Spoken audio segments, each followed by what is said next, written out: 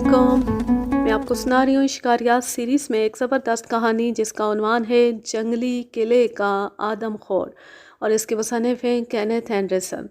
ये इसका दूसरा और आखिरी हिस्सा है।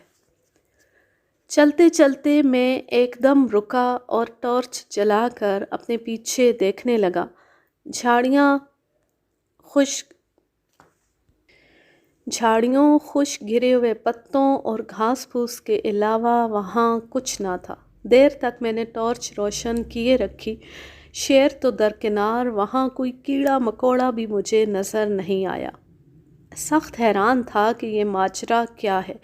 मेरी छठी हिस्स ने कभी इस तरह का धोखा नहीं दिया था और ना मेरा तजर्बा मुझे कभी दगा दे सकता था। नहायत संजीदगी से सूरत हाल पर गौर करने लगा। फिर असल सबब मालूम हो गया।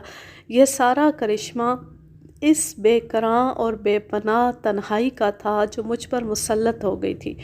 एक खौफनाक और तारीक जंगल में किसी शख्स का तने तनहा सफ़र करना ऐसा अनोखा तजर्बा है जो दुनिया में कम ही लोगों को हुआ होगा, और जंगल भी ऐसा जहाँ एक नया नया आदमखोर घूम रहा हो। बिलाशुबा मैं ऐसे हालात से बारहा पहले भी गुज़र चुका था, लेकिन ऐसा भी इज़्तिराब व बेचैनी की जो कैफियत आइवर और सवाना पुली के दरमियानी जंगल में मुझ पर तारी हुई, वो बेहद हौलनाक और सबर आसमां थी। हैरत अंगेज़ बात यह थी कि जंगल में बज़ाहिर कोई दरिंदा हरकत करता नज़र न आता था, मगर मेरी छठी हिस्स बार बार ये कहती थी कि दुश्मन घात में लगा है और करीब ही मौजूद है। ये एहसास इस कदर अज़ियतनाक और जानलेवा होता है, इसे वही शिकारी जान सकते हैं जो इन जंगलों में शेरों या चीतों से नबर्द आज़मा रहे हों। नावाकिफ़ या हुमाशुमा इस अज़ियत का तसव्वुर ही नहीं कर सकता। जो मैं इस माहौल का जायज़ा लेता, उसी रफ्तार से मुझे किसी दरिंदे की मौजूदगी का कवी एहसास होता जाता। अभी मैं इसी सोच में था कि आगे बढ़ूं या यहीं रुका रहूं कि एक और अजीबो गरीब बात हुई। थोड़ी देर कबल जंगल में गूंजती हुई मध्यम और तेज़ आवाज़ों का मैंने जिक्र किया था। यकलख्त ये सब आवाज़ें रुक गई थीं और अब एक ऐसा सन्नाटा मेरे गिरदो पेश छा गया कि मैं बिला मुबालगा अपने दिल की धड़कन की सदा खुद सुन रहा था। टर्राते हुए मेंढकों का एकदम चुप हो जाना, झींगरों का दम साध लेना और जंगली कुत्तों का भौंकते भौंकते गायब हो जाना सरीहन इस बात की अलामत थी कि कोई वहशी दरिंदा अपनी कमीनगाह से बाहर निकल आया है और शिकार की तलाश में है। शेरों और चीतों को अमूमन और आदमखोर दरिंदों को खुसूसन इस हकीकत का जिबिल्ली तौर पर खूब एहसास होता है कि वही जंगल की सल्तनत के अव्वल हुक्मरान हैं और किसी की मजाल नहीं कि उनके हुक्म से सरताबी करे। इन दरिंदों को कुदरत ये सबक सिखा पढ़ा कर दुनिया में भेजती है कि हर जानवर उनसे खौफज़दा है। हत्ता के हाथी जैसा शेरज़ोर और कवि हैकल जानवर भी बसा औकात शेर के सामने आने की जुर्रत नहीं करता और कतरा कर रास्ता बदल लेता है। अपने शिकार को दहशत ज़दा करने का फ़न दरिंदे को खूब आता है और अपने इस फितरी फ़न के मुज़ाहरे का कोई मौका वो ज़ाया नहीं करता। एक ना तजर्बेकार और अनाड़ी किस्म का शिकारी अव्वल तो अकेला दुकेला जंगल में निकलता ही नहीं, और अगर बदकिस्मती से इन हालात में फंस जाए जिन हालात में उस वक्त मैं फंसा हुआ था, तो बिला किसी खुद सताई के कहता हूँ उसका ज़िंदा सलामत रहना मुमकिन ही नहीं होता। वो शिकार करने के बजाय खुद शिकार हो जाता है। और ये नया आदमखोर भी मुझे अनाड़ी जानकर यही खेल खेल रहा था। काश उसे कोई बताता कि उसका वास्ता अनाड़ी से नहीं खिलाड़ी से है। जो ही ये ख़यालात मेरे जहन में आए, सारा खौफ और तमाम वहशत जाती रही। अब मुझे इस नादीदा मुकाबले में लुत्फ़ आने लगा। मेरी वो तमाम हिस्सियात जो थोड़ी देर पहले बेचैनी, बदहवासी और इज़्तिराब तले दब गई थी, अब उभर कर पूरी कुव्वत से सामने आ रही थी। आदमखोर की दहशत यकलख्त मेरे दिल से दूर हो गई। मैंने टॉर्च रोशन किए रखी और राइफ़ल कंधे से उतार कर हाथ में ले ली। درندہ اگرچہ مجھے نظر نہیں آ رہا تھا، تاہم یقین کامل تھا کہ وہ آس پاس ہی کسی جھاڑی میں دبکا ہوا میری نقل و حرکت کا گہرا مشاہدہ کر رہا ہے اور غالباً اس انتظار میں ہے کہ جو ہی مجھے غافل پائے اپنا وار کرے۔ درندوں کی نفسیات سے کسی قدر آگاہ ہونے کے باعث میں نے فیصلہ کر لیا کہ اگر میرے خدشے درست ہیں تو میں آدم خور کو اپنے اوپر حملہ کرنے کی اجازت نہ دوں گا۔ ایسے نازک مواقع پر بہرحال سب سے ضروری کام یہ ہوتا ہے کہ آدمی اپنے ہوش و حواس خطا نہ ہونے دے۔ درندے کی کوشش یہی رہتی ہے کہ اس کا شکار حواس باختہ ہو کر الٹی سیدھی حرکتیں کرے اور آخرکار اتنا بے بس ہو کہ موذی جانور کے سامنے اس کی کوئی پیش نہ جائے اور یوں اس کے منہ کا نوالا بن سکے۔ مجھے آہستہ آہستہ یقین ہو گیا کہ درندہ میرے آگے پیچھے دائیں بائیں کہیں نہ کہیں ضرور موجود ہے۔ اب واحد راستہ یہ تھا کہ میں اسے دھوکہ دوں اور جنگل کی زبان میں یہ سمجھا دوں کہ وہ مجھے غافل نہ سمجھے۔ چنانچہ میں نے مستقل طور پر ٹارچ جلائے رکھی اور وقفے وقفے سے اس کی روشنی ادھر ادھر ڈالتا رہا کہ درندہ سمجھ لے میں اسی کو تلاش کر رہا ہوں۔ حقیقت بھی یہی تھی کہ جب تک ٹارچ جلتی رہتی درندے کو مجھ پر حملہ کرنے کی جرأت نہ ہوتی، لیکن اندھیرا ہوتی وہ مجھ پر آن پڑتا اور وہ یقیناً اس کا منتظر تھا۔ مگر میرے لیے زیادہ دیر یا مسلسل ٹارچ جلائے رکھنا ممکن نہ تھا۔ اس کے سیل ختم ہو جاتے اور ابھی مجھے سوانا پلی پہنچنے کے لیے خاصا فاصلہ طے کرنا تھا۔ اس پریشانی کا حل یہ نکالا کہ ایک ایک دو دو منٹ کے لیے ٹارچ بجھا کر پوری رفتار سے دوڑنا شروع کر دیتا۔ ایک دو فرلانگ طے کرنے کے بعد رک کر پھر ٹارچ روشن کر دیتا۔ جس راستے پر میں دوڑ رہا تھا اس کے بارے میں پہلے ہی بتا چکا ہوں کہ وہ باقاعدہ راستہ نہ تھا۔ اس کی چوڑائی زیادہ سے زیادہ 10 فٹ اور کہیں کہیں 6 فٹ کے لگ بھگ ہوگی۔ چلتے چلتے ایک موڑ آیا اور ٹارچ کی روشنی ایک چھوٹی سی چٹان پر پڑی۔ یہ چٹان میرے بائیں ہاتھ پر تھی اور کوئی 300 فٹ دور۔ میں نے محسوس کیا کہ اگر میں ذرا تیز دوڑوں تو 2 منٹ میں اس چٹان تک پہنچ سکتا ہوں، لہٰذا میں نے ٹارچ بجھا دی اور اندھا دھند اس کی طرف دوڑا۔ مجھے یہ بھی شبہ تھا کہ آدم خور کی بے صبری اب انتہا کو پہنچ رہی ہوگی اور ہو سکتا ہے وہ یہ موقع غنیمت جان کر میرے تعاقب میں دوڑے۔ ابھی میں مشکل سے 50-60 فٹ کا فاصلہ ہی طے کر پایا تھا کہ میں نے اپنے عقب میں درندے کے حرکت کرنے کی آواز سنی۔ عیار اور مکار درندہ جھاڑیوں کے اندر ہی اندر میرے پیچھے آ رہا تھا اور اس کی تیز رفتاری کا نتیجہ تھا کہ جھاڑیوں میں آواز پیدا ہو رہی تھی۔ چنانچہ میں نے خطرہ اپنے قریب پاتی ٹارچ جلا دی اور مڑ کر اس کی روشنی جھاڑیوں میں ڈالی۔ درندہ تو مجھے دکھائی نہ دیا، البتہ میں نے کچھ فاصلے پر جھاڑیوں کے سرے جنبش کرتے ہوئے ضرور دیکھے۔ جی میں آیا کہ ادھر فائر جھونک دوں، لیکن پھر یہ ارادہ ترک کر دیا کہ بے سود تھا۔ اس طرح درندہ ڈر تو جاتا مگر ہلاک نہیں ہو سکتا تھا اور میرا مقصد یہ تھا کہ اسے فریب دے کر گولی کا نشانہ بناؤں۔ ایک بار پھر ٹارچ بجھا کر میں چٹان کی طرف دوڑا، لیکن اس مرتبہ میں نے محسوس کیا کہ درندہ میرے پیچھے نہیں آیا، وہ وہیں جھاڑیوں میں ہی دبکا رہا۔ اس کا یہ رویہ فریب تھا اور درندے کی فطرت و جبلت کے قطعی منافی۔ اسے میرے تعاقب میں آنا چاہیے تھا۔ چٹان کے نزدیک پہنچ کر میں نے احتیاطاً ٹارچ روشن کی اور گرد و پیش کا جائزہ لیا۔ وہاں کوئی نہ تھا۔ جنگل کی فضا ہیبت ناک سناٹے کی گرفت میں تھی اور ٹارچ بار بار جلانے اور بجھانے سے اندھیرا زیادہ شدید معلوم ہونے لگتا تھا۔ رائفل میرے ہاتھ میں تیار تھی، لیکن فائر کس پر کرتا؟ میں نے خیال کیا کہ درندہ اب قریب نہیں آئے گا، اس لیے ٹارچ بجھا کر میں چٹان تک کا بقیہ فاصلہ بھاگنے کے بجائے تیز تیز چل کر طے کرنے لگا۔ چٹان کسی قدر عمودی تھی اور مجھے یقین تھا کہ درندہ اس پر چڑھ کر مجھے پریشان نہیں کر سکے گا۔ ادھر میرا یہ خیال کہ شیر تعاقب میں نہیں آئے گا، ادھر شیر میری بے خبری میں اتنا قریب آ چکا تھا کہ زندگی کے دن ابھی باقی تھے، ورنہ وہ مجھے تقریباً لے جا ہی چکا تھا۔ اگرچہ وہ بے حد ہوشیاری سے دبے پاؤں آیا، مگر خشک پتے اس کے قدموں تلے چرچرا گئے اور یہ ہلکی سی آواز مجھے خبردار کر دینے کے لیے بہت تھی۔ میں بدحواس ہو کر رکا اور فائر کر دیا۔ گولی یقیناً شیر کو نہیں لگی، البتہ اس کی دھاڑ سے جنگل کی سہمی ہوئی فضا لرز گئی۔ اتنی ہی دیر میں دوڑ کر چٹان پر پناہ لینے میں کامیاب ہو گیا۔ ٹارچ چلائی اور اس کی روشنی میں شیر کی ایک جھلک ہی دیکھ پایا۔ بجلی کی تیزی سے وہ جھاڑیوں میں غائب ہو چکا تھا۔ میں نے اندازے سے اس سمت میں نشانہ لے کر ایک فائر اور کیا۔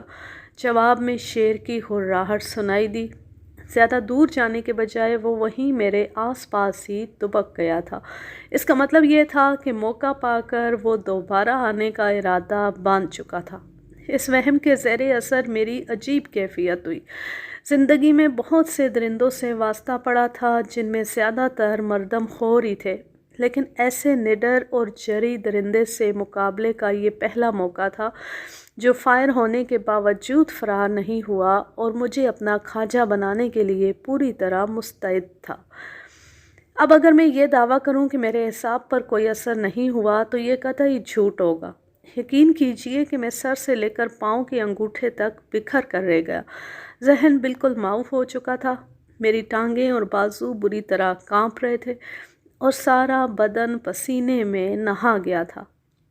میں اس کھردری چٹان پر مردے کی طرح بے حس و حرکت پڑا ہانپتا کانپتا رہا۔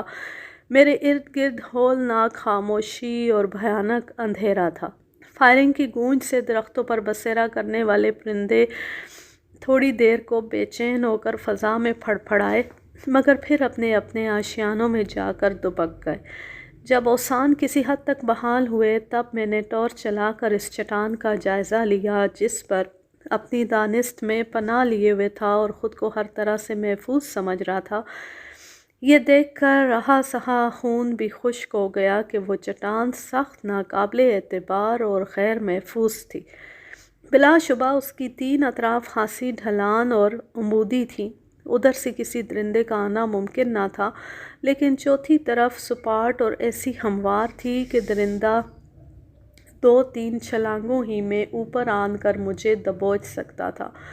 ابھی میں اس امر پر سوچ بچار کر ہی رہا تھا کہ کیا کروں اور کیا نہ کروں، یہیں رکا رہوں یا بقیہ فاصلہ طے کر کے سوانا پلی پہنچ جاؤں۔ احساس ہوا کہ میں نے رینج آفیسر کی دعوت شب باشی قبول نہ کر کے سخت حماقت کی، مگر اب پچھتائے کیا ہوت جب چڑیاں چگ گئیں کھیت۔ درندہ میرے طاق میں تھا اور میرے پاس فی الحال اس سے بچنے کا واحد سہارا میری رائفل اور ٹارچ تھی۔ 5-10 منٹ گزرنے کے باوجود میں کسی فیصلے پر نہ پہنچ پایا۔ دفتن شیر کی ہلکی سی ہرراہٹ جنگل میں تھر تھرائی۔ میں چوکنا ہو کر ادھر دیکھنے لگا۔ یہ آواز میرے اندازے کے مطابق 100 گز کے فاصلے سے آئی تھی، یعنی تقریباً اسی مقام سے جہاں میں نے پہلی دفعہ ٹارچ کی روشنی میں اس چٹان کو دیکھا تھا۔ شیر اس مقام پر جھاڑیوں میں چھپا ہوا تھا۔ تھوڑے تھوڑے وقفے سے شیر کے بولنے اور ہرانے کی آواز آتی رہی۔ یک لخت مجھے خیال آیا کہ شیر کے یوں کرب آمیز انداز میں بولنے کی کیا وجہ ہو سکتی ہے؟ کیا یہ ممکن نہیں کہ جو فائر میں نے نشانہ لیے بغیر کیا تھا وہ کارگر ہو گیا ہو؟ گولی شیر کو زخمی کر گئی ہو؟ بظاہر یہ تصور جتنا خوشکن تھا اس سے کہیں زیادہ خطرناک بھی تھا۔ آدم خور زخمی ہونے کے بعد کئی درجے زیادہ خونخوار اور چالاک ہو جاتا ہے۔ جوں جوں شیر کے ہرانے کی آواز بلند ہوتی رہی، میرا شک یقین میں بدلتا گیا کہ گولی ضرور شیر کو کہیں نہ کہیں لگی ہے اور زخم ایسا ہے کہ شیر وہیں رک جانے پر مجبور ہے۔ یہ بھی ہو سکتا ہے کہ اس کے بدن سے خون بڑی مقدار میں بہہ گیا ہو۔ ان خیالات کے ساتھ ہی میرے اندر چھپا ہوا پرانا اور تجربے کار شکاری انگڑائی لے کر بیدار ہو گیا۔ وہ تمام خدشے اور خطرے جن سے تھوڑی دیر پہلے میں دوچار تھا ایک ایک کر کے ہوا ہو گئے۔ میں نے سوچا اس درندے سے 2 ہاتھ کرنے کا یہی تو موقع ہے۔ اگر وہ اپنا محاذ سنبھالے ہوئے ہے اور یہاں سے پرے ہٹنا نہیں چاہتا تو میں سوانا پلی کا رخ کس لیے کروں؟ چنانچہ میں اسی طرح چٹان پر بیٹھا رہا اور شیر کو یہ موقع نہ دینے کا خواہشمند رہا کہ وہ مجھے غافل پائے اور دوبارہ حملہ کرے۔ وقت گزرتا گیا، شیر کی آواز دوبارہ سنائی نہ دی۔ گاہے بگاہے میں ٹارچ کی روشنی چٹان کے ارد گرد پھینک کر اس امر کا اطمینان کر لیتا تھا کہ درندہ چپکے چپکے حرکت تو نہیں کر رہا۔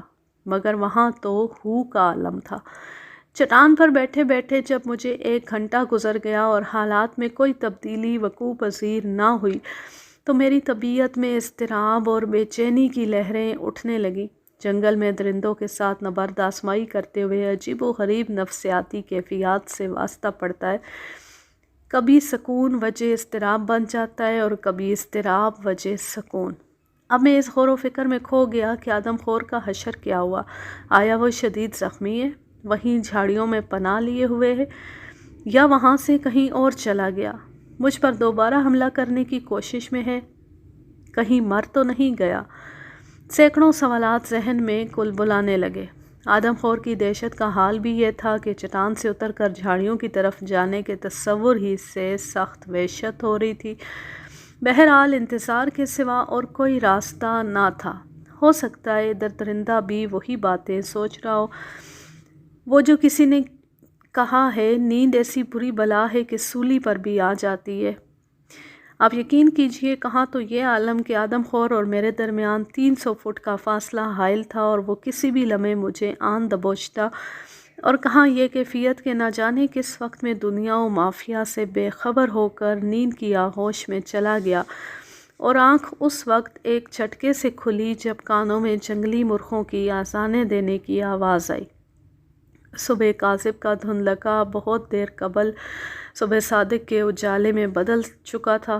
جنگل کی فضا نرم اور لطیف ہو رہی تھی۔ میں نے انگڑائی لے کر 3-4 لمبے لمبے سانس کھینچے تاکہ تازہ آکسیجن پھیپھڑوں میں داخل ہو جائے۔ اس کے بعد میں نے رائفل اٹھائی اور چٹان سے اترا۔ جی میں آیا کہ ذرا آدم خور کا حال احوال معلوم کرتا چلوں، لیکن پھر یہ ارادہ ترک کر دیا۔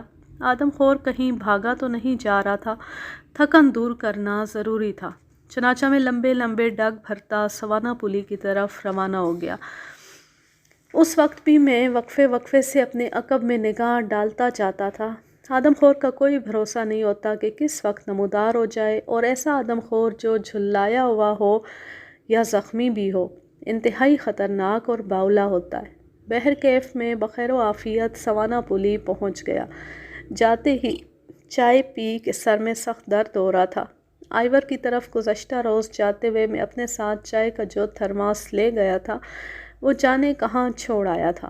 چائے کے ساتھ ہلکا سا ناشتہ کر کے میں اطمینان سے سو گیا، اور اپنے ملازم کو میں نے سختی سے ہدایت کر دی کہ خواہ زمین پھٹے یا آسمان ٹوٹے وہ مجھے ہرگز بیدار نہ کرے۔ ابھی مجھے نیند کے مزے لیتے ہوئے مشکل سے آدھا پونا گھنٹہ گزرا ہوگا کہ ایک کراخت اور بلند مردانہ آواز نے نیند میں خلل ڈالا اور میں جاگ گیا۔ کیا دیکھتا ہوں، سامنے شیر خان کھڑا ہنس رہا ہے۔ اس کی جگہ کوئی اور ہوتا تو میں اس مداخلت بے جا پر اس کی مرمت کر ڈالتا، لیکن شیر خان کا معاملہ کچھ اور تھا۔ اگر آپ اجازت دیں تو میں اس شخص کا مختصر سا تعارف کرا دوں۔ نہایت جیدار آدمی تھا، 6 فٹ 2 انچ قد، بھاری بدن، بڑی بڑی سیاہ نوکیلی مونچھیں، سرخ و سفید چہرہ، گہری چمکدار بھوری آنکھیں۔ شیر خان کے کارنامے نواحی علاقوں میں خاصے مشہور تھے۔ یہ تو سب کو معلوم تھا کہ وہ جنگلوں سے سرکاری لکڑی چراتا ہے اور ڈاکے کی چھوٹی موٹی وارداتوں میں اس کا ہاتھ ہوتا ہے، مگر اس کے خلاف کوئی ثبوت فراہم نہیں ہوتا تھا۔ شیر خان سے سبھی ڈرتے تھے، اور گاؤں کے کسی ہندو مسلمان کی مجال نہ تھی کہ وہ اس کے خلاف گواہی دے سکے۔ اس میں ایک خوبی یہ بھی تھی کہ قول کا دھنی اور بات کا پکا تھا۔ عام طور پر ضرورت مندوں کی روپے پیسے سے مدد کرتا اور بلا تمیز مذہب و ملت کام آتا۔ لوگ اس سے خوف بھی کھاتے تھے اور اس کی عزت بھی کرتے تھے۔ اس کی بہادری لوگوں میں مشہور تھی۔ ایک مرتبہ شیر خان نے خالی ہاتھوں کسی خونخوار چیتے کو پکڑ کر اس کا گلا دبا دیا تھا۔ شیر خان کی شیرزوری اور جیداری کو دیکھتے ہوئے یہ بات غلط نہ تھی۔ پچھلے چند دنوں سے وہ سرکاری غلہ ایک گاؤں سے دوسرے گاؤں لے جانے والی بیل گاڑیوں کو روک کر لوٹ لینے کی کارروائیاں کر رہا تھا۔ غلے سے بھری ہوئی یہ بیل گاڑیاں عموماً رات کو سفر کرتی تھیں۔ ان کی تعداد 4 یا 5 سے زیادہ نہ ہوتی تھی۔ گاڑی بان اپنی گاڑیاں ہانکتے ہوئے انچتی گاؤں سے کافی کوٹہ کی طرف جا رہے ہوتے کہ یکا یک جنگل میں ایک خوفناک آواز گونجتی، ٹھہر جاؤ، گاڑیاں روک لو۔ اگر کسی نے آگے بڑھنے کی کوشش کی تو گولی مار دی جائے گی۔ یہ آواز تو آتی تھی مگر آواز دینے والا نظر نہ آتا۔ بیچارے گاڑی بان بدحواس ہو کر گاڑیوں سے اتر جاتے۔ دوسرا حکم انہیں اسی پراسرار آواز میں ملتا کہ گاڑیاں چھوڑ کر جدھر سے آئے ہو اسی طرف کو بھاگ جاؤ، 1 گھنٹے بعد واپس آ کر گاڑیاں سنبھال لینا۔ یہ غریب اس نادر شاہی حکم کی بھی تعمیل کرتے اور گاڑیاں چھوڑ کر بھاگ جاتے۔ 1 گھنٹے بعد لرزتے کانپتے واپس آتے تو غلے کی نصف بوریاں غائب ہوتی۔ شروع میں تو گاڑی بانوں نے ایسی وارداتوں کی کوئی خبر ہی نہ دی، لیکن جب وارداتیں روزمرہ کا حصہ بن گئیں اور غلے کی بوریاں چرانے کا الزام خود ان بیچاروں پر دھرا جانے لگا، تب مجبور ہو کر انہوں نے اعلیٰ حکام کو سارا قصہ سنایا۔ پولیس اپنے طور پر تحقیقات کرتی رہی مگر کوئی مثبت نتیجہ نہ نکلا۔ ایک رات تو ایسا بھی ہوا کہ پولیس کے 2-3 سپاہی اور پستول سے مسلح تھانے دار صاحب جنگل میں اس راستے پر چھپ گئے جہاں گاڑی بانوں کے کہنے کے مطابق وہ پراسرار آواز انہیں حکم دیا کرتی تھی۔ اس رات احکام تو نہیں دیے گئے، البتہ قریب ہی سے شیر کے دھاڑنے کی آواز ضرور بلند ہوئی۔ یہ آواز سنتے ہی پولیس والے سر پر پاؤں رکھ کر بھاگے اور انہوں نے اس کے بعد جنگل کے اندر گھسنے کی جرأت نہ کی۔ بعد میں شیر خان نے بتایا کہ شیر کی آواز نکال کر پولیس والوں کو سرپٹ بھگانے والا وہی تھا۔ میں نے جب اس سے پوچھا کہ غلے کی بوریاں کون چراتا ہے تو اس کے جواب میں شیر خان نے معصوم بن کر کہا، مجھے کچھ خبر نہیں، یہ ضرور کسی بدماش کی حرکت ہے۔ شیر خان ڈاکے مارتا تھا یا چوریاں کرتا تھا، مجھے اس سے غرض نہ تھی اور نہ میرا یہ کام تھا کہ خواہ مخواہ اس کے حالات کے بارے میں تجسس کروں۔ مجھے بہرحال یہ آدمی اپنی دلیری اور جیداری کے باعث پسند تھا، چنانچہ میری اس کے ساتھ دوستی ہو گئی۔ وہ جب چاہتا بے تکلفی سے میرے پاس چلا آتا۔ 1-2 مرتبہ وہ اصرار کر کے مجھے اپنے چھوٹے سے گھر میں بھی لے گیا اور چائے پلائی۔ معلوم ہوا شیر خان کی 3 بیویاں ہیں اور ان تینوں سے اس کے بچوں کی تعداد 1 درجن سے زائد ہے۔ ظاہر ہے گھر کے 15-16 افراد کا پیٹ معمولی محنت مزدوری کے ذریعے نہیں بھرا جا سکتا۔ بظاہر شیر خان جنگل اور مزدوروں کے ساتھ مل کر اجرت پر لکڑی کاٹنے کا کام کرتا تھا، لیکن پس پردہ وہ اپنا رزق بجبر حاصل کرنے کا قائل تھا۔ میں نے حیرت سے یہ بھی سنا کہ کثیر العیال ہونے کے باوجود شیر خان نے 4تھی شادی بھی کر لی۔ اب اس کی 4 بیویاں ایک ہی گھر میں رہتی تھیں اور ان میں سوکھنوں والی کوئی بات نہ تھی۔ شیر خان کہتا تھا کہ اگر عورتیں آپس میں لڑیں تو وہ ان کی ہڈی پسلی ایک کر ڈالتا ہے۔ اس مرمت کے خوف سے وہ اول تو لڑتی ہی نہ تھیں اور اگر کبھی کبھار آپس میں لڑائی بھی ہو جاتی تو اس کی خبر شیر خان کو نہ ہونے دیتی۔ شیر خان کے انوکھے کردار، شخصیت اور بعض عجیب واقعات کے بارے میں پھر کبھی تفصیل سے بیان کروں گا۔ سر-دست جنگلی قلعے کے آدم خور کے سلسلے میں جو واقعہ پیش آیا وہی لکھتا ہوں۔ شیر خان سے میں نے پوچھا کہ خیر تو ہے، اس وقت کیسے آئے؟ لیکن شیر خان جواب دینے کے بجائے ہنستا رہا، مسکراتا رہا۔ آخر مونڈے پر اطمینان سے بیٹھے ہوئے بولا، صاحب پچھلی رات تو میں بال بچا، اگر ذرا بھی چوک جاتا تو اس وقت آپ کو میری سالم لاش بھی نہ ملتی۔ یہ سن کر میں چونکا اور کہا، کیا ہوا؟ جلد بیان کرو، معلوم ہوتا ہے پولیس سے آمنا سامنا ہو گیا۔ ارے صاحب آپ بھی کیا بات کرتے ہیں، پولیس کے مرگھلے سپاہیوں میں یہ حوصلہ کہاں کہ شیر خان پر ہاتھ ڈال سکے۔ میری صورت دیکھ کر ہی ان کی روح فنا ہونے لگتی ہے اور وہ دانت نکال کر عاجزی سے ہاتھ جوڑ دیتے ہیں۔ مجھے ان کی بزدلی پر حیرت بھی ہوتی ہے اور ہنسی بھی آتی ہے۔ آخر ان لوگوں سے کس بے وقوف نے کہا ہے کہ تم پولیس میں بھرتی ہو کر چوروں اور ڈاکوؤں کو پکڑو؟ میں تو خیر ڈاکو نہیں ہوں، لیکن اب سوچتا ہوں اگر میں ڈاکو ہوتا تو ان پولیس والوں کا کیا حال ہوتا۔ ہاں بھائی، یہ بھی غنیمت ہے کہ تم ڈاکو نہیں بنے، ورنہ بڑی آفت آ جاتی۔ میں نے ہنس کر اس بات میں گردن ہلائی۔ شیر خان چپ ہو گیا، پھر بولا، میں یہ بتا رہا تھا کہ ایک ضروری کام سے کل میں آئیور گیا تھا۔ ارادہ تھا کہ شام ہونے سے پہلے اپنے گھر واپس آ جاؤں گا، لیکن وہاں کام میں ایسا پھنسا کہ جب سوانہ پلی کی طرف واپسی کی نیت سے چلا ہوں تو رات سر پر آ گئی تھی۔ پہلے جی میں آیا کہ آئیور ہی میں رک جاؤں، لیکن پھر سوچا کہ بیویاں اور بچے فکر کریں گے، چل پڑا۔ ابھی میں 1 میل ہی چلا ہوں گا کہ میں نے اپنے بالکل سامنے شیر کی آواز سنی۔ وہ جھاڑیوں میں بیٹھا ہوا تھا۔ میں نے دیکھا کہ وہ بہت بڑا شیر ہے۔ اس کی آنکھیں انگاروں کی طرح دہک رہی تھیں۔ دفتن وہ ہراتا ہوا میری طرف لپکا۔ اپنے بچاؤ کے لیے میرے پاس ایک لاٹھی کے سوا کچھ نہ تھا۔ میں نے آؤ دیکھا نہ تاؤ، وہی لاٹھی اسے کھینچ ماری۔ لاٹھی شیر کی کھوپڑی پر پڑی اور ٹوٹ گئی۔ وہ منہ کھول کر گرجا۔ میں پلٹ کر بے تحاشا بھاگا۔ شیر مسلسل دھاڑتا ہوا میرے پیچھے آ رہا تھا اور اب اس سے بچنے کی کوئی راہ نہ تھی۔ یکا یک ایک تدبیر مجھے سوجھ گئی۔ میں نے بھاگتے بھاگتے اپنی پگڑی سر سے اتاری اور اسے کھول کر شیر کی طرف پھینک دیا۔ شیر پگڑی سے الجھ کر اسے نوچنے لگا۔ بس اتنی ہی دیر میں لپک کر میں ایک درخت پر چڑھ گیا۔ شیر نے مجھے ہاتھ سے جاتے دیکھا تو سخت غضبناک ہو کر درخت تک آیا اور چھلانگیں لگا لگا کر اپنے دائیں پنجے سے مجھے پکڑنے کی کوشش کرنے لگا۔ درخت بھی اتنا اونچا نہ تھا۔ شیر اگر زیادہ زور سے جست کرتا تو یقیناً مجھے گرا سکتا تھا۔ میں چھپکلی کی طرح درخت کے تنے سے چمٹا ہوا تھا۔ شیر تنے کے گرد چکر لگاتا اور دھاڑتا رہا۔ جب میں نے محسوس کیا کہ یہ مجھے پکڑ نہیں سکے گا تب ہمت کر کے 1-1 انچ کے حساب سے میں اوپر کھسکنے لگا۔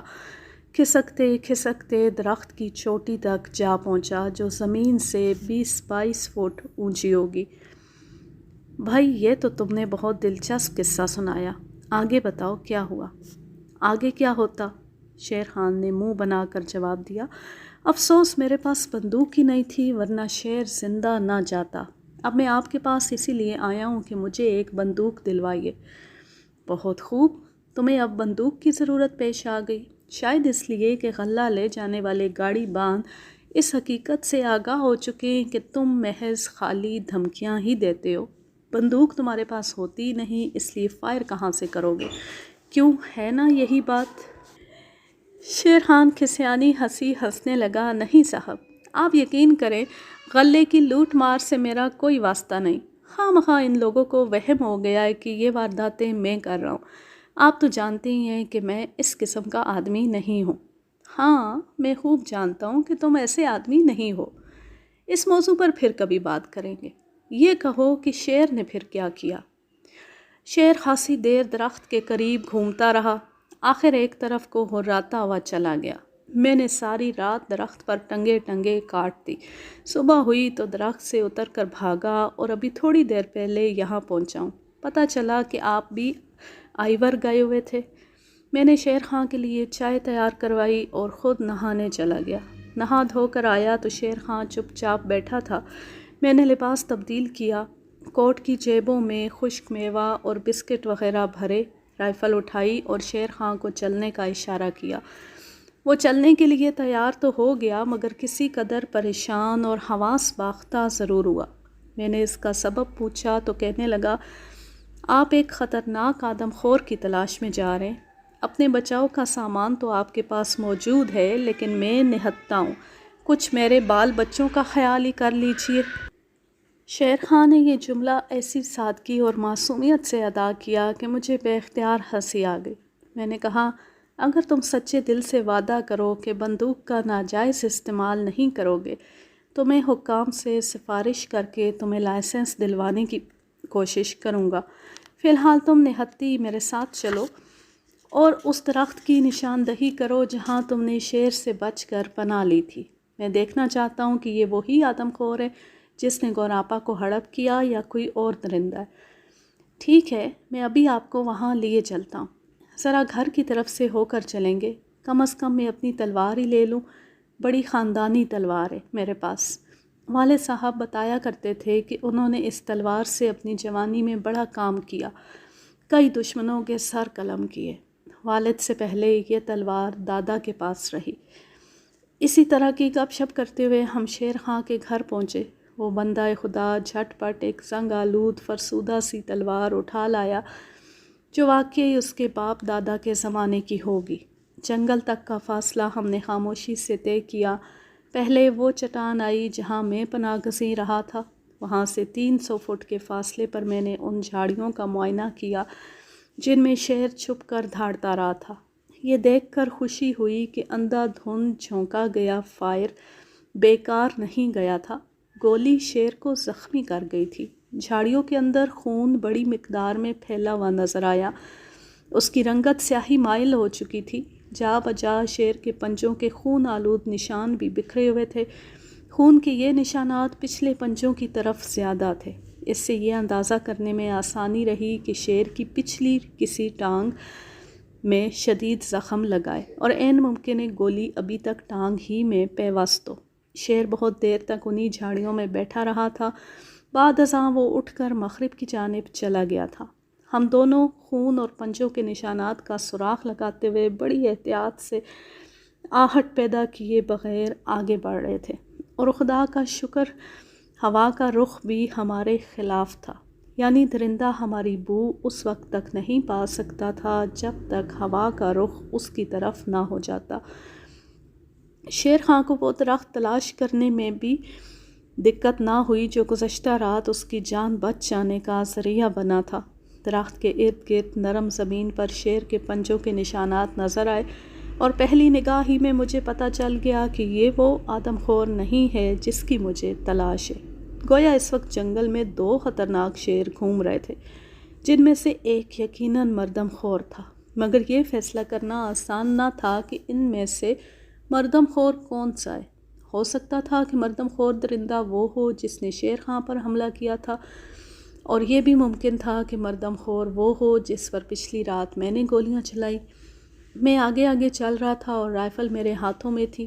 شیر خان اپنی کند اور خاندانی تلوار کسی جلاد کی طرح سنبھالے میرے پیچھے پیچھے آ رہا تھا۔ پتا بھی کھڑکتا تو ہم چونک اٹھتے۔ یکا یک ایک جھاڑی میں ہلچل سی ہوئی۔ شیر خان الٹے قدموں بھاگا۔ اس کی اس حرکت سے میرے اوسان بھی خطا ہو گئے، لیکن دوسرے ہی لمحے ایک جنگلی خرگوش جھاڑیوں سے نکل کر بھاگا اور آنن فانن نظروں سے اوجھل ہو گیا۔ میری جان میں جان آئی۔ شیر خان نے خرگوش کو گالی دی اور ایک بار پھر ہم دونوں زخمی درندے کا سراغ لگانے میں مصروف ہو گئے۔ زخمی شیر 50-50 60-60 فٹ دور چل کر رکا تھا۔ مختلف مقامات پر اس کے بدن سے گرے ہوئے خون نے اس کی تصدیق کر دی تھی کہ شیر کے بدن سے خون بڑی مقدار میں خارج ہو چکا ہے۔ اس کا مطلب یہ تھا کہ گولی ٹانگ کے بجائے اس کے پیٹ میں لگی ہے۔ جن جن جھاڑیوں کے اندر اس نے پڑاؤ کیا تھا وہاں شاخیں بری طرح کچلی ہوئی تھیں، اور درندے نے سخت کرب و اذیت سے لاچار ہوتے ہوئے اپنے پنجوں سے نرم زمین ادھیڑ ڈالی تھی۔ ایک گھنی جھاڑی کے اندر خون اتنی بڑی مقدار میں پڑا دکھائی دیا کہ میں حیران و ششدر رہ گیا۔ یہ معلوم ہوتا تھا خشک زمین پر کسی نے سیاہی مائل سرخ قالین بچھا دیا ہے۔ تعجب اس پر بھی تھا کہ اتنا خون بہہ جانے کے باوجود بھی درندہ ابھی زندہ ہے۔ میں نے خون کے اس قالین کو انگلی سے چھوا۔ اوپر سے خشک اور جمنے کے باوجود اندر سے خون گاڑھا اور چکنا تھا۔ اس میں عجیب سی بدبو اٹھ رہی تھی۔ خون کے اس چھڑکاؤ سے یہ اندازہ کرنا دشوار نہ تھا کہ کسی نامعلوم سبب سے درندے کا زخم خاصا کھل گیا ہے۔ بہرحال اسی گرے ہوئے خون کے پیچھے پیچھے ہم دونوں آگے بڑھتے رہے۔ میں نے شیر خان کو اشارے سے سمجھا دیا تھا کہ وہ بات چیت قطعی نہ کرے۔ کچھ فاصلہ طے کرنے کے بعد میں نے اس کو اپنے آگے آگے چلنے کا حکم دیا۔ مجھے اچانک احساس ہوا کہ اس کا پیچھے رہنا مہلک ثابت ہو سکتا ہے۔ زخمی درندے عام طور پر جھاڑیوں میں چھپ جاتے ہیں اور دشمن پر ہمیشہ عقب سے حملہ کرتے ہیں۔ اگر آدم خور بھی ایسا کرتا تو یقیناً اس کے حملے کی زد میں شیر خان آتا۔ چنانچہ میں رائفل تانے ہوئے پیچھے ہو گیا اور شیر خان تلوار اٹھائے آگے آگے۔ ایک اور مقام پر درندہ کچھ دیر سستانے کے لیے رکا تھا۔ میں نے دیکھا کہ ارد گرد کی خشک گھاس اس کے خون سے رنگین ہے۔ غالباً اس جگہ درندہ شدت کرب و اذیت کے باعث گھاس پر لوٹا بھی تھا۔ ابھی ہم اس گھاس کا معائنہ کر ہی رہے تھے کہ ہمارے سامنے کوئی 15-20 فٹ کے فاصلے پر کھڑی ہوئی قد آدم جھاڑیوں میں کچھ ہلچل سی ہوئی۔ میں نے شیر خان کے شانے پر ہاتھ رکھ کر اسے خبردار رہنے کا اشارہ کیا اور نگاہیں ان جھاڑیوں پر جما دیں۔ تھوڑی تھوڑی دیر بعد جھاڑیوں کی ٹہنیاں اور پتے حرکت کرتے تھے، لیکن بغور دیکھنے کے باوجود ان کے اندر درندہ نظر نہیں آ رہا تھا۔ ہم 5 منٹ تک چپ چاپ وہاں کھڑے رہے۔ مجھے یقین ہو چکا تھا کہ زخمی درندہ انہی جھاڑیوں کے اندر موجود ہے اور وہ بھی ہم پر نگاہ جمائے ہوئے ہے، لیکن حیرت تھی کہ اگر وہ ہمیں دیکھ چکا ہے تو اسے اپنی فطرت کے مطابق غرانا یا دھاڑنا چاہیے، مگر وہاں مکمل سکوت تھا۔ مزید 5-7 منٹ انتظار کرنے کے بعد میں نے شیر خان کو آگے بڑھنے کا اشارہ کیا۔ خیال آیا شاید درندے میں اب غرانے کی سکت بھی باقی نہیں رہی، اور یہ بھی ممکن ہے وہ مر چکا ہو۔ دبے پاؤں بے حد احتیاط سے کوئی آہٹ پیدا کیے بغیر ہم دونوں آگے چلے، آخر ان جھاڑیوں کے بالکل نزدیک پہنچ گئے جن کے بارے میں شبہ تھا کہ شیر ان میں چھپا ہوا ہے، لیکن درندہ وہاں نہیں تھا۔ البتہ بائیں جانب خون کے نشانات ضرور دکھائی دے رہے تھے۔ اس کا مطلب یہ تھا کہ درندہ ان جھاڑیوں کے پاس سے گزر کر بائیں طرف چلا گیا تھا۔ اس کے بائیں جانب مڑنے کی وجہ بھی فوراً ہی سمجھ آ گئی۔ ادھر ایک چھوٹی سی سرسبز پہاڑی کے دامن میں ندیاں بہتی تھی۔ جنگل کے تقریباً سبھی جانور اس ندیاں پر اپنی اپنی پیاس بجھانے آتے تھے۔ زخمی آدم خور نے بھی ادھر کا رخ کیا تھا۔ میں جس وقت کا ذکر کر رہا ہوں ان دنوں گرمی کا موسم تھا اور ندیاں ایسے موسم میں اکثر خشک ہی رہتی تھی۔ کناروں پر پانی نہیں ملتا تھا بلکہ درمیان میں جمع رہتا تھا۔ ہم اب جس جگہ کھڑے تھے ندیاں وہاں سے کوئی 2 میل دور تھی، اور مجھے یقین تھا کہ درندہ اپنے بدن سے اس بڑی مقدار میں خون بہہ جانے کے باعث ندیاں تک نہیں پہنچ سکے گا اور راستے ہی میں ڈھیر ہو جائے گا۔ چنانچہ میں نے شیر خان سے کہا کہ اب بے فکری سے چلو، درندہ ہمارا کچھ نہیں بگاڑ سکتا۔ اب تک وہ مر چکا ہوگا یا نزع کی کیفیت سے گزر رہا ہوگا۔ خون کے نشانات برابر ہماری رہنمائی کر رہے تھے۔ بالآخر ہم ندیاں کے قریب پہنچ گئے۔ ندیاں کے ارد گرد سخت گھنا جنگل تھا اور دن میں بھی اندھیرا ہی اندھیرا دکھائی دے رہا تھا۔ یہاں سے 5-6 میل کے فاصلے سے پہاڑی شروع ہوتی تھی۔ اس کی اونچائی زیادہ سے زیادہ 1000 فٹ ہوگی۔ اب ہمیں اونچی اونچی گھنی گھاس کے اندر سے گزرنا تھا اور آدم خور کے علاوہ اس گھاس میں کسی بھی درندے یا سانپ وغیرہ کی موجودگی قطعی ممکن تھی۔ خصوصاً سانپوں کی یہاں بڑی کثرت تھی۔ 1-2 بار تو اسلحے بھی پائے گئے جو بہت بڑے تھے۔ ان کا مشغلہ یہ تھا کہ ندیاں پر پانی پینے کے لیے جو خرگوش آتے یہ انہیں پکڑ کر ہڑپ کر لیا کرتے۔ ایک بار میں نے خود یہ تماشا دیکھا کہ اسلحے نے ہرن کے بچے کو منہ میں دبایا اور سالم ہی نگل گیا۔ اپنے شکار کو پوری طرح نگلنے میں اس اسلحے نے آدھا گھنٹہ صرف کیا۔ ندیاں کے ارد گرد کی فضا میں بے پناہ حبس اور گرمی تھی۔ ہم دونوں پسینے میں نہا گئے۔ درندے کے گرے ہوئے خون کے نشانات ندیاں کے اندر تک کیچڑ اور دلدل میں پھیلے ہوئے صاف نظر آ رہے تھے، گویا وہ ندیاں پار کر جانے میں کامیاب ہو گیا تھا۔ جیسا کہ میرا خیال تھا، ندیاں خشک پڑی تھی اور اس کے درمیان میں پانی کے بجائے کیچڑ اور دلدل کے سوا کچھ نہ تھا۔ اس کیچڑ میں درندے کے اگلے اور پچھلے پنجوں کے گہرے نشان بھی نمایاں تھے۔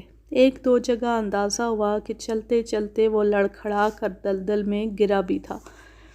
پانی نہ ملنے کے باعث درندے پر جو کچھ بیت رہی ہوگی اس کا اندازہ کیا جا سکتا تھا، لیکن اس کی قوت اور ہمت پر آفرین کہ ادمغا ہونے کے باوجود وہ کہیں رکا نہیں تھا بلکہ برابر آگے بڑھتا چلا گیا تھا۔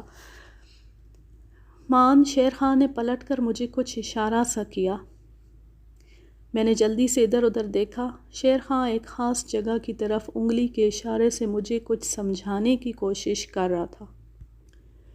پھر وہ مجھ سے پوچھے بغیر ہی ادھر چل دیا۔ میں نے دیکھا کہ وہ ندیاں پار کر کے دائیں جانب گھوما اور پھر پنجوں کے بل آہستہ آہستہ چلنے لگا۔ میں بھی اس کے نقش قدم پر چلا۔ بہت جلد معلوم ہو گیا کہ درندہ سامنے ہی لمبی لمبی گھاس میں چھپا ہوا ہے۔ ہوا بالکل بند تھی لیکن میں دیکھ رہا تھا کہ گھاس وقفوں وقفوں سے لہراتی ہے۔ یقیناً درندہ اس کے اندر ہی اندر آگے بڑھ رہا تھا۔ اب ہمیں یہ طے کرنا تھا کہ درندے کا تعاقب کریں یا واپس چلے جائیں۔ پہلی صورت میں بہرحال ہمیں اپنی جان جوکھوں میں ڈال کر گھاس کے اندر گھسنا پڑتا تھا اور زخمی درندہ مرتے مرتے بھی ہم میں سے کسی ایک کو ساتھ لے جا سکتا تھا۔ دوسری صورت میں یہ بھی طے تھا کہ درندہ آخری سانس اس گھاس کے اندر لے گا اور مر جائے گا۔ بعد ازاں اس کی لاش نکلوانا آسان تھا۔ ہم دونوں گھاس کے لمبے لمبے ریشوں کے قریب کھڑے سوچ رہے تھے کہ کیا کریں۔ ہر طرف خاموشی تھی، جنگل کے بادشاہ کے خوف سے سب چپ تھے، حتیٰ کہ فضا بھی سہمی سہمی تھی۔ خون کے نشانات گھاس کے اندر بھی کچھ فاصلے پر نظر آ رہے تھے اور ایک دو جگہوں پر گھاس کے ریشے ٹوٹے اور جھکے ہوئے تھے۔ صاحب اب کیا کریں؟ شیر خان نے آہستہ سے کہا۔ شیر اس گھاس کے اندر پناہ لیے ہوئے ہے اور اس کا ارادہ ہم سے مقابلہ کرنے کا معلوم نہیں ہوتا۔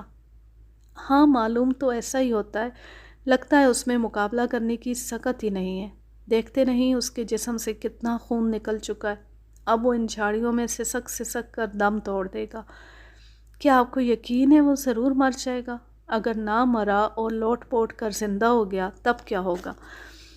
شیر خان کے منہ سے یہ جملہ کیا نکلا، میری آنکھوں پر پڑا ہوا پردہ ہٹ گیا۔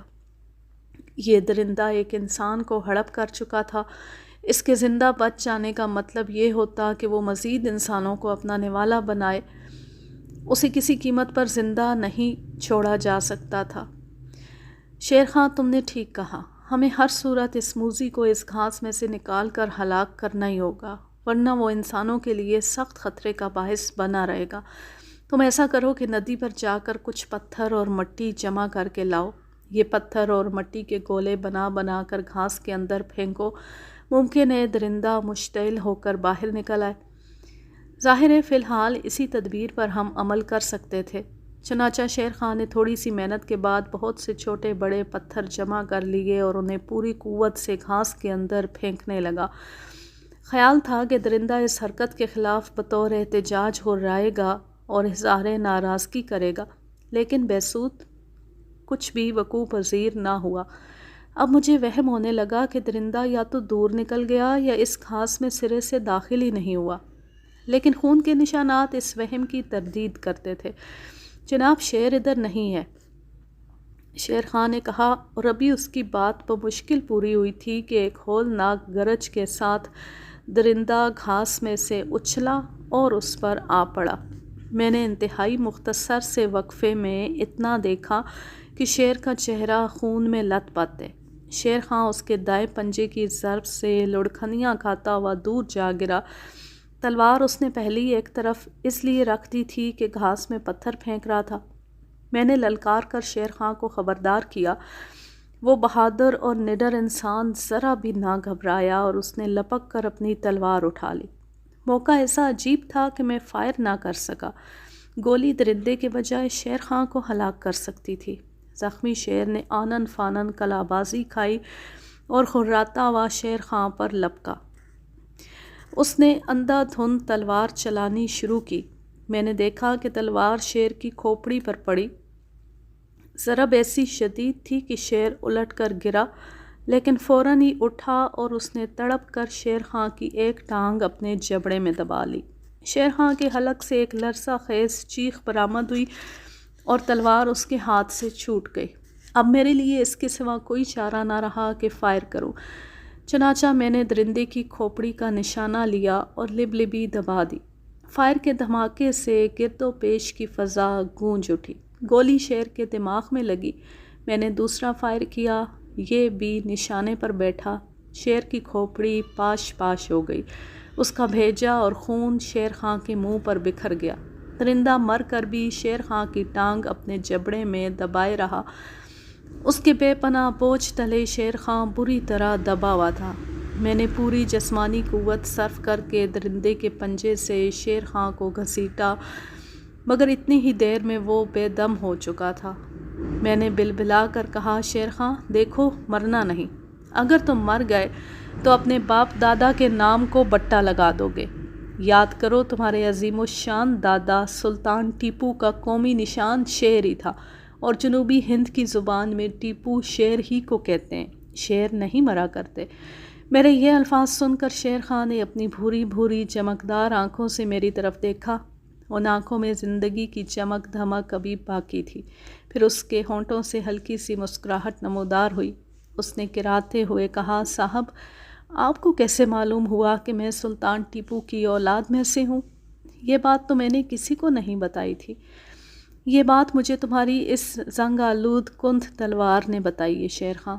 اس کے دستے پر سلطان ٹیپو کا شاہی نشان کندہ ہے۔ اس کے علاوہ تمہاری شکل و شباہت بھی ٹیپو سلطان سے خاصی ملتی جلتی ہے، اور میں نے کہیں سنا تھا کہ آئیور کے قریب ٹیپو سلطان کی اولاد میں سے ایک شخص موجود ہے، اور جب میں نے تمہارے کارنامے دیکھے تو یقین ہو گیا کہ یہ شخص شیر خان کے علاوہ اور کوئی نہیں ہو سکتا۔ شیر خان کی آنکھوں میں آنسو آ گئے۔ آپ صحیح کہتے ہیں صاحب، لیکن وعدہ کریں کہ یہ بات کسی اور کو نہیں بتائیں گے۔ لوگ سنیں گے تو کیا کہیں گے کہ سلطان ٹیپو کی اولاد اب اتنی ناکارہ ہو چکی ہے؟ لوگ سنیں گے تو کیا کہیں گے کہ سلطان ٹیپو کی اولاد اب اتنی ناکارہ ہو چکی ہے کہ تلوار سے ایک شیر بھی نہیں مار سکتی۔ میں نے بے اختیار شیر خان کو گلے لگایا۔ اس کے بعد ہم دونوں آدم خور کی لاش وہیں چھوڑ کر سیوانہ پلی کی طرف روانہ ہوئے۔ ابھی بھی اپنے ڈرائنگ روم میں جب بھی اس آدم خور کی بھس بھری کھال کو دیکھتا ہوں تو شیر خان یاد آ جاتا ہے۔ میں ریٹائرڈ زندگی گزار رہا ہوں اور شیر خان وہیں جنوبی ہند کے جنگلوں میں رہ رہا ہے۔